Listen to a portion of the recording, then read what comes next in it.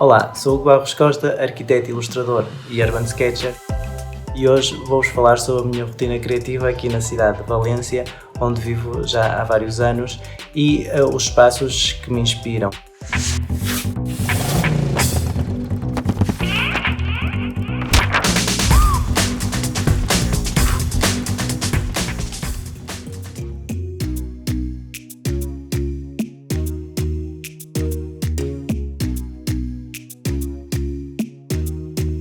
Tenho muita sorte porque estou a 2 minutos de bicicleta desde a minha casa até ao centro histórico.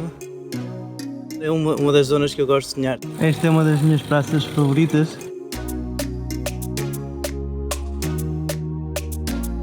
É na rua que encontro a minha inspiração para desenhar, é aqui que eu me sinto cómodo, é aqui que encontro os meus temas. No princípio, quando comecei a desenhar todos os dias, o que fazia era desenhava todos os edifícios, digamos, arquitetonicamente interessantes de Valência. Mas agora tudo me parece desenhável, qualquer elemento, qualquer composição me parece interessante.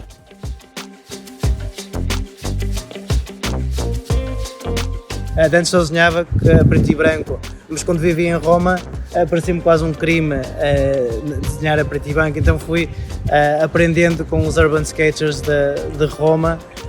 As primeiras aguarelas saíram bastante más, mas pouco a pouco fui conseguindo, mas sobretudo aprendendo com o que faziam os outros e experimentando.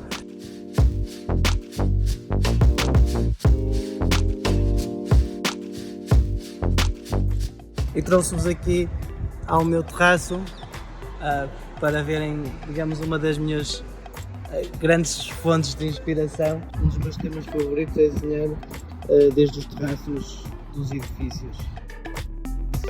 Este aqui já desenhei várias vezes e que estamos a desenhar uma vez mais.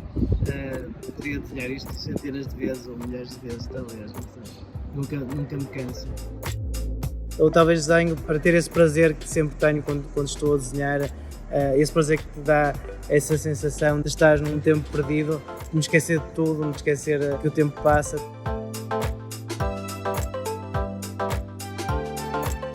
Como é uma linguagem universal e pela empatia que transmite, o desenho tem essa capacidade, digamos, de chegar a muita gente e de nos abrir portas. A mim abriu-me muitas portas.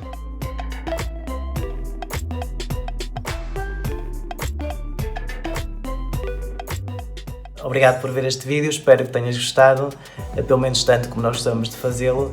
E se queres saber mais sobre ilustração, urban sketching, desenho relacionado com arquitetura, está atento ao lançamento do meu próximo curso aqui na Doméstica.